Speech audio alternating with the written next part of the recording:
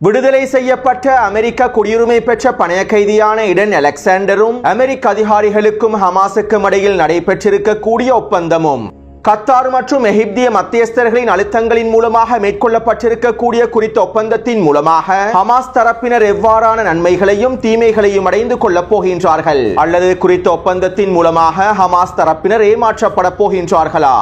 வடக்கு காசாவின் சுஜையா பிரதேசத்திலே கொத்தாக வீழ்த்தப்பட்ட சிப்பாய்களும் அதிகாரிகளும் வான்வழி தாக்குதல்களினால் கொல்லப்பட்ட பலஸ்தீனிய போராளிகளும் ஈரானுக்கும் அமெரிக்காவுக்கும் இடையிலான அடுத்த கட்ட பேச்சுவார்த்தைகளில் ஏற்பட்டிருக்கக்கூடிய சிக்கல்கள்.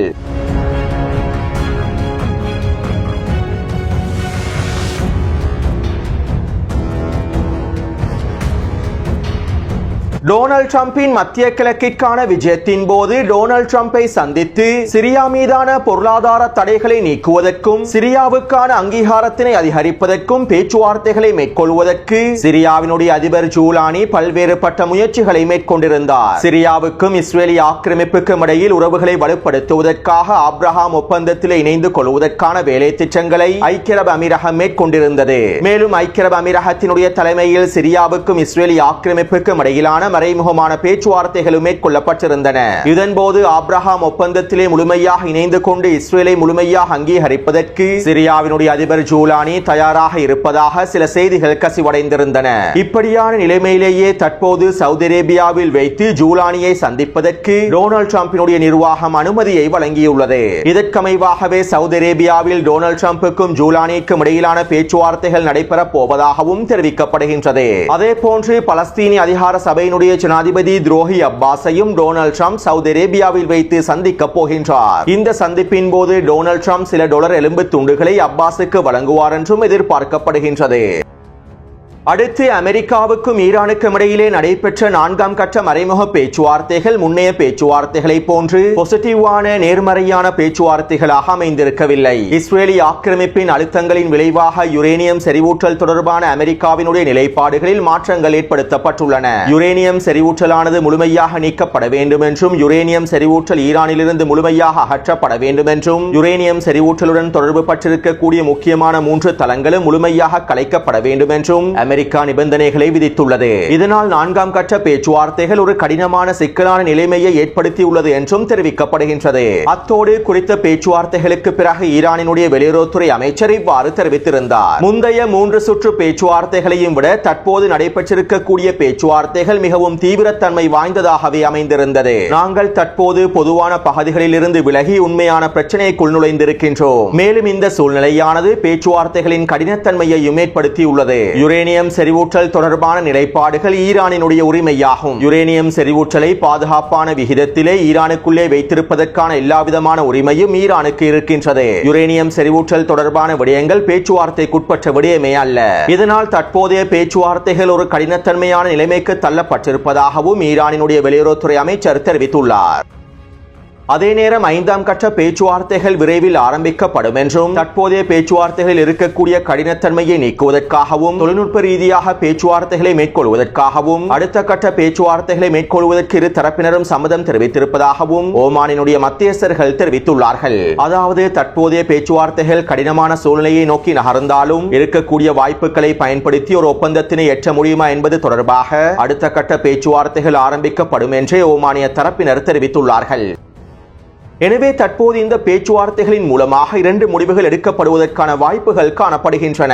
ஒன்று, அமெரிக்கா ஈரானினுடைய உரிமையை மதித்து ஈரானுக்குள்ளேயே யுரேனியம் செறிவூட்டலை வைத்திருப்பதற்கான அனுமதியை வழங்கும். மேலும் ஈரானினுடைய யுரேனியம் செறிவூட்டல் தளங்களை முழுமையாக நீக்காமல் அவற்றை சிவில் தேவைகளுக்காக பயன்படுத்துவதற்கான அனுமதியையும் வழங்கும். இதன் மூலமாக அமெரிக்காவுக்கும் ஈரானுக்கும் இடையில் ஒரு ஒப்பந்தம் மேற்கொள்ளப்படும். ஆனால் இந்த சந்தர்ப்பத்திலும் இஸ்ரேலிய ஆக்கிரமிப்பு ஈரானுக்கு எதிரான தாக்குதல்களை மேற்கொள்ளும். ஈரானினுடைய சிவப்பு கோடுகளை ஏற்றுக்கொண்டு உரிமைகளை ஏற்றுக்கொண்டு அமெரிக்காவுக்கும் ஈரானுக்கும் இடையில் ஒப்பந்தம் மேற்கொள்ளப்பட்டாலும் இஸ்ரேலிய ஆக்கிரமிப்பு ஈரானுக்கு எதிரான தாக்குதல்களை மேற்கொள்ளும். இரண்டாவது, குறித்த பேச்சுவார்த்தைகள் முழுமையாக தோல்வியடைந்து அமெரிக்காவும் இஸ்ரேலிய ஆக்கிரமிப்பும் நேரடியாக ஈரானுக்கு எதிரான போரை ஆரம்பிப்பார்கள். எனவே இந்த பேச்சுவார்த்தைகள் மூலமாக எது நடந்தாலும் ஈரானுக்கு எதிரான தாக்குதல்கள் மேற்கொள்ளப்படுவதற்கான வாய்ப்புகளை அதிகமாக இருக்கின்றன.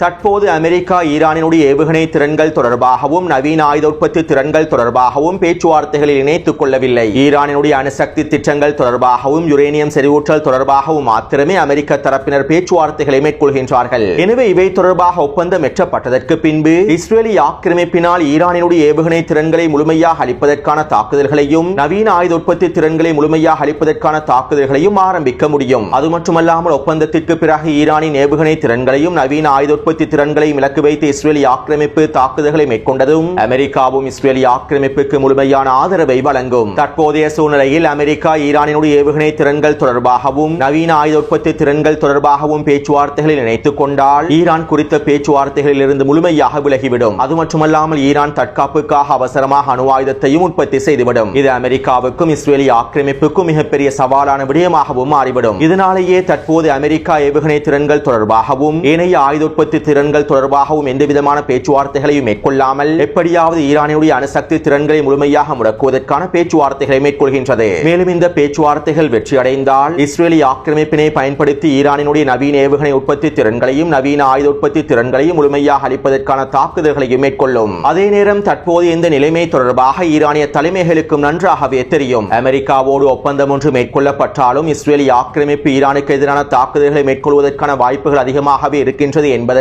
ஈரானிய தலைமைகளும் நன்றாக புரிந்து வைத்துள்ளார்கள். இருப்பினும் தற்போதைய சூழ்நிலையை பயன்படுத்தி தங்களுக்கு தேவையான நேரத்தினை பெற்றுக் கொள்வதற்காகவும் ராஜதந்திர ரீதியில் இருக்கக்கூடிய வாய்ப்பினை பயன்படுத்தி பார்ப்பதற்காகவுமே ஈரானிய தரப்பினரும் தற்போதைய பேச்சுவார்த்தைகளை மேற்கொண்டு வருகின்றார்கள் என்பதும் குறிப்பிடத்தக்க விடயமாகும்.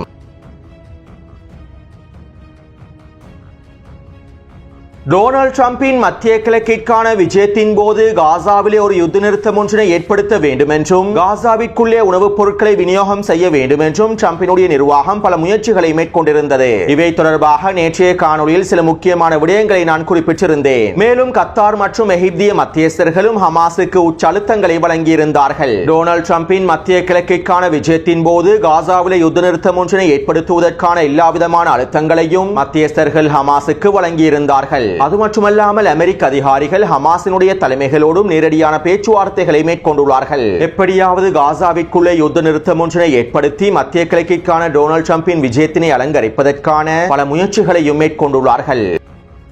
இதன்போது மத்தியஸ்தர்கள் ஹமாஸிடம் இவ்வாறு தெரிவித்துள்ளார்கள். ட்ரம்புக்கு ஒரு பரிசை வழங்குங்கள், அவர் உங்களுக்கு ஒரு மிகப்பெரிய பரிசை தருவார் என மத்தியஸ்தர்கள் தெரிவித்துள்ளார்கள். இதைத் தொடர்ந்து நடைபெற்ற அடுத்த கட்ட விரிவான கலந்துரையாடல்களுக்கு அமைவாக அமெரிக்க குடியுரிமை பெற்ற பணைய கைதியான இடன் அலெக்சாண்டரை விடுவிப்பதற்கு ஹமாஸ் தரப்பினர் சம்மதம் தெரிவித்துள்ளார்கள். அத்தோடு ஹமாஸ் தரப்பினர் இடன் அலெக்சாண்டரை விடுவிப்பதற்கான சில நிபந்தனைகளையும் முன்வைத்துள்ளார்கள். ஒன்று, காசாவிற்குள்ளே உணவுப் பொருட்களும் மனிதாபிமான உதவிகளும் மருந்து பொருட்களும் முழுமையாக கொண்டு செல்லப்பட வேண்டும். வடக்கு காசாவிலும் மத்திய காசாவிலும் கான் யூனிஸ் பிரதேசத்திலும் இருக்கக்கூடிய பலஸ்தீனிய மக்கள் ரஃபா பிரதேசத்தை நோக்கி நகர்த்தப்படாமல் வலுக்கட்டாயமாக பலஸ்தீனிய மக்கள் இடம்பெயர்க்கப்படாமல் காசா முழுவதும் உணவு விநியோகம் மேற்கொள்ளப்பட வேண்டும். வடக்கு காசாவில் இருக்கக்கூடிய அனைத்து பலஸ்தீனிய மக்களுக்கும் முழுமையான உணவுகள் விநியோகம் செய்யப்பட வேண்டும். இரண்டாவது, காசாவிலே ஒரு நிரந்தர யுத்த நிறுத்தத்தினை ஏற்படுத்துவதற்கான இஸ்ரேலி ஆக்கிரமிப்பு காசாவிலிருந்து முழுமையாக வெளியேற்றப்படுவதற்கான ஒரு விரிவான ஒப்பந்தம் ஒன்றினை மேற்கொள்வதற்கான அடுத்த கட்ட வேலை திட்டங்கள் அமெரிக்கா ஆரம்பிக்க வேண்டும். இஸ்ரேலி ஆக்கிரமிப்புக்கு முழுமையான அழுத்தங்களை வழங்கி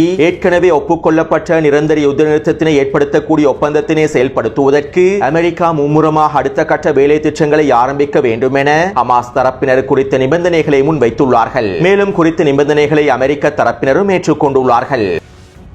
இதைத் தொடர்ந்து மத்திய கிழக்கிற்கான அமெரிக்க தூதுவர் ஸ்டீவ் விட்கோஃப் நெட்டன்யாகுவோடு கலந்துரையாடல்களை மேற்கொண்டார். அமெரிக்க குடியுரிமை பெற்ற இடன் அலெக்சாண்டரை ஹமாஸ் தரப்பினர் விடுதலை செய்வார்கள். நீங்கள் காசாவிற்குள்ளே அனைத்து விதமான மனிதாபிமான உதவிகளையும் உணவுப் பொருட்களையும் அனுப்பி வையுங்கள். ஏனைய விடயங்களை நாங்கள் நேரிலே சந்தித்து கலந்துரையாடுவோம் என நெட்டன்யாகுவிடம் தெரிவித்துள்ளார். இதற்கு நெட்டன்யாகுவும் சம்மதத்தினை வழங்கியுள்ளார் என இஸ்ரேலி ஆக்கிரமிப்பு ஊடகங்கள் தெரிவித்துள்ளன. அதே நேரம் நெட்டன்யாகு இஸ்ரேலி ஆக்கிரமிப்பு ஊடகங்களிடம் இவ்வாறு தெரிவித்திருந்தார். அமெரிக்கர்களுக்கு மரியாதை செய்யும் நோக்கத்தோடு இந்த ஒப்பந்தம் நடைபெறுகின்றது. டொனால்ட் ட்ரம்பின் மத்திய கிழக்கிற்கான விஜயத்திற்கான மரியாதையாகவே இந்த ஒப்பந்தம் மேற்கொள்ளப்படுகின்றது. மேலும் இடன் அலெக்சாண்டர் விடுவிக்கப்படுவதற்கீடாக நாங்கள் எந்தவிதமான பலஸ்தீனிய கைதிகளையும் விடுதலை செய்ய போவதில்லை. அதே நேரம் இதற்கீடாக சில நாட்களுக்கு மாத்திரமே நாங்கள் மனிதாபிமான உதவிகளை காசாவிற்குள் அனுமதிக்கப் போகின்றோம். மேலும் அமெரிக்க தூதர் ஸ்டீவ் விட்கோஃபினுடைய முயற்சிகளுக்கு அமைவாக அடுத்த கட்ட யுத்த நிறுத்த பேச்சுவார்த்தைகளை மேற்கொள்வதற்கும் நாங்கள் தயாராகவே இருக்கின்றோம். ஆனால் காசாவிலே யுத்த நிறுத்தம் ஏற்படுத்தப்பட்டு இந்த பேச்சுவார்த்தைகள் மேற்கொள்ளப்பட மாட்டாது. மாட்டாது.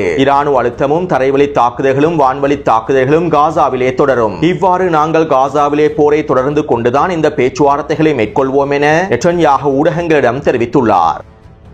இதைத் தொடர்ந்து இன்று மதியம் 12 மணியளவில் இஸ்ரேலிய ஆக்கிரமிப்பு ராணுவம் கான் யூனிஸினுடைய கிழக்கு பிரதேசத்திலே மாத்திரம் யுத்த நிறுத்தத்தினை அறிவித்தது. அதாவது குறித்த பிரதேசத்தின் மூலமாகவே ஹமாஸ் தரப்பினர் செஞ்சிலுவை சங்கத்திடம் இடன் அலெக்சாண்டரை ஒப்படைப்பார்கள். எனவே இதற்காகவே கான் யூனிஸின் கிழக்கு பிரதேசத்தில் எந்தவிதமான போர் விமானங்களும் தாக்குதல்களை மேற்கொள்ளாது என ஒரு தற்காலிக போர் நிறுத்தத்தினை குறித்த பகுதியில் மாத்திரம் அறிவித்துள்ளார்கள். அத்தோடு சில மணி நேரங்களுக்கு முன்பு ஹமாஸ் தரப்பினர் அமெரிக்க குடியுரிமை பெற்ற பணைய கைதியான இடன் அலெக்சாண்டரை செஞ்சிலுவை சங்கத்திடம் ஒப்படைத்துள்ளார்கள். எந்தவிதமான நிகழ்வுகளும் மேற்கொள்ளாமலேயே இடன் அலெக்சாண்டரை ஒப்படைத்துள்ளார்கள். அதே நேரம் இதைத் தொடர்ந்து அமெரிக்க தூதர் ஸ்டீவ் விட்கோஃப் இவ்வாறு தெரிவித்திருந்தார். நாங்கள் காசாவிலே நிரந்தர யுத்த நிறுத்தத்தினை ஏற்படுத்தக்கூடிய விரிவான பேச்சுவார்த்தைகளை அவசரமாக மேற்கொள்வதற்கு தயாராகி வருகின்றோம். இஸ்ரேலுக்கான தற்போது என்னுடைய விஜயத்தின் போது இந்த பேச்சுவார்த்தைகள் தொடர்பாக அவசரமான முடிவுகள் எடுக்கப்படும் என்றும் காசாவிலே நிரந்தர யுத்த நிறுத்தத்தினை ஏற்படுத்துவதற்கான வேலை திட்டங்கள் அவசரமாக மேற்கொள்ளப்படும் என்றும் அமெரிக்க தூதர் ஸ்டீவ் விட்கோஃப் தெரிவித்துள்ளார்.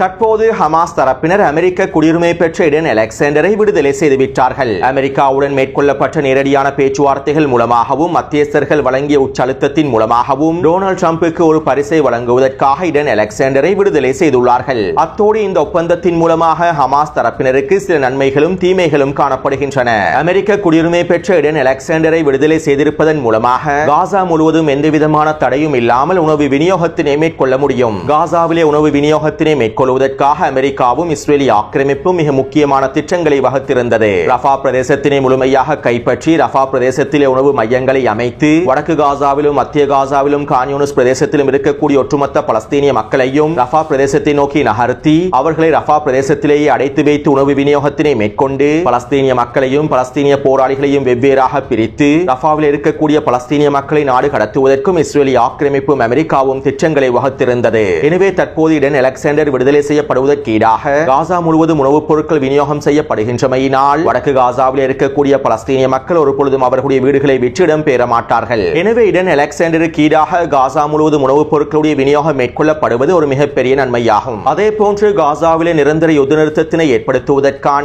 ஏற்கனவே ஒப்புக்கொள்ளப்பட்ட விரிவான ஒப்பந்தத்தினை இஸ்ரேலிய ஆக்கிரமிப்பு முழுமையாக ஏற்றுக்கொள்வதற்கான பேச்சுவார்த்தைகளை அமெரிக்கா மீண்டும் ஆரம்பிப்பதும் இதன் மூலமாக கிடைத்திருக்கக்கூடிய ஒரு நன்மையாகும். அத்தோடு இந்த ஒப்பந்தத்தில் இருக்கக்கூடிய மிகப்பெரிய தீமையும் மிகப்பெரிய சிக்கலும் அமெரிக்கா கூறியதை போன்று செயற்படுமா என்பதுதான். இன்று மாலை வடக்கு காசாவிற்குள்ளே மருந்து பொருட்களை உள்ளடக்கிய வண்டிகள் நுழைந்துள்ளன. காசாவின் ஏனைய பகுதிகளில் உள்ள வைத்தியசாலைகளுக்கு தேவையான அனைத்து விதமான மருந்து பொருட்களும் தற்போது ரஃபா கடவை பிரதேசத்தினூடாக அனுமதிக்கப்பட்டு காசா முழுவதும் விநியோகம் செய்யப்பட்டுள்ளன. ஆனால் இன்னும் காசாவிற்குள்ளே மனிதாபிமான உதவிகள் கொண்டு செல்லப்படவில்லை. அதே நேரம் நாளைய தினம் இந்த மனிதாபிமான உதவிகள் காசாவிற்குள்ளே அனுமதிக்கப்பட்டாலும் இன்னும் எத்தனை நாட்களுக்கு இந்த மனிதாபிமான உதவி உணவுப் பொருட்களும் காசாவிற்குள்ளே அனுமதிக்கப்படும் என்கின்ற மிகப்பெரிய கேள்வியும் எழுகின்றன. டொனால்ட் ட்ரம்பின் மத்திய கிழக்கிற்கான விஜயத்திற்கு பிறகு இந்த மனிதாபிமான உதவிகளை முழுமையாக தடுத்து நிறுத்துவதற்கான வாய்ப்புகளும் அதிகமாகவே காணப்படுகின்றன. அதே போன்று நிரந்தர யுத்த நிறுத்தத்தினை ஏற்படுத்துவதற்கான ஒப்பந்தத்திற்கு இஸ்ரேலிய ஆக்கிரமிப்பை சம்மதிக்க வைப்பதற்கான அழுத்தங்களை அமெரிக்கா இஸ்ரேலிய ஆக்கிரமிப்புக்கு வழங்குமா என்பது மிகப்பெரிய கேள்விக்குறியே. ஏனென்றால் தற்போது ஹமாஸ் தரப்பினர் அவர்களிடம் இருக்கக்கூடிய மிக முக்கியமான வாய்ப்பையும் அட்டையையும் பயன்படுத்தியுள்ளார்கள். அமெரிக்க குடியுரிமை பெற்ற இடன் அலெக்சாண்டரை விடுதலை செய்து முக்கியமான அட்டையை பயன்படுத்தியுள்ளார்கள். இதனால் இதற்கு பிறகு அமெரிக்காவுக்கான அழுத்தங்களை வழங்குவதற்கான எந்தவிதமான அட்டைகளும் ஹமாஸிடம் காணப்படாது. அதே போன்று அமெரிக்க குடியுரிமை பெற்ற இடன் அலெக்சாண்டர் விடுதலை செய்யப்பட்டதற்கு பிறகு நெட்டன்யாஹுவுக்கு அழுத்தங்களை வழங்குவதற்கான தேவையும் அமெரிக்காவுக்கு குறைந்துவிடும். அமெரிக்க குடியுரிமை பெற்ற பணைய கைதி விடுதலை செய்யப்பட்டதற்கு பிறகு அமெரிக்கா ஒரு பொழுதும் நெட்டன்யாஹுவுக்கு அழுத்தங்களை வழங்கப் போவதில்லை. சுருக்கமாக குறிப்பிடுவதாக இருந்தால் அமெரிக்காவுக்கு அழுத்தங்களை வழங்கக்கூடிய அட்டையையும் அமெரிக்கா நெட்டன்யாஹுவுக்கு அழுத்தங்களை வழங்கக்கூடிய அட்டையையுமே தற்போது ஹமாஸ் தரப்பினர் பயன்படுத்தியுள்ளார்கள். மேலும் இதனை பயன்படுத்தி தற்போது மேற்கொள்ளப்பட்டிருக்கக்கூடிய ஒப்பந்தம் வெற்றி அளிக்குமாக இருந்தால் காசாவிற்குள்ளே தொடர்ச்சியாக மனிதாபிமான உதவிகள் கொண்டு செல்லப்படுமாக இருந்தால் நிரந்தர யுத்த நிறுத்தத்தினை ஏற்படுத்துவதற்கான விரிவான ஒப்பந்தம் கைச்சாத்திடப்படுமாக இருந்தால் இஸ்ரேலிய ஆக்கிரமிப்பு காசாவிலிருந்து முழுமையாக வெளியேறுவதற்கு சம்மதிக்குமாக இருந்தால் தற்போதைய ஒப்பந்தமானது ஒரு வெற்றி ஒப்பந்தமாகவே கருதப்படும். இல்லாவிட்டால் மத்திய கிழக்கிற்கான டொனால்ட் ட்ரம்பின் விஜயத்திற்கு பிறகு அனைத்தும் பழைய நிலைமைகளை அடையுமாக இருந்தால் காசாவிலே மனிதாபிமான உதவிகள் நிறுத்தப்பட்டு விரிவான ஒப்பந்தத்தினை மேற்கொள்வதற்கு ஒப்பந்தத்திற்கு இஸ்ரேலி ஆக்கிரமிப்பு சம்மதிக்காமல் இருக்குமாக இருந்தால் குறித்த ஒப்பந்தத்தின் மூலமாக ஹமாஸ் தரப்பினர் முழுமையாக ஏமாற்றப்பட்டு விடுவார்கள். டொனால்ட் ட்ரம்புக்கு பரிசை வழங்கினால் பதிலுக்கு டொனால்ட் ட்ரம்ப் மிகப்பெரிய பரிசை வழங்குவார் என மத்தியஸ்தர்கள் தெரிவித்திருந்த போதிலும் இந்த பரிசின் மூலமாக ஹமாஸ் தரப்பினர் ஏமாற்றப்படுவதற்கான வாய்ப்புகளும் அதிகமாகவே இருக்கின்றன. எனவே தற்போது மேற்கொள்ளப்பட்டிருக்கக்கூடிய இந்த ஒப்பந்தமானது ஒரு சிக்கலான ஒப்பந்தம் என்பதனை நாங்கள் தெளிவாக புரிந்து கொள்ள வேண்டும்.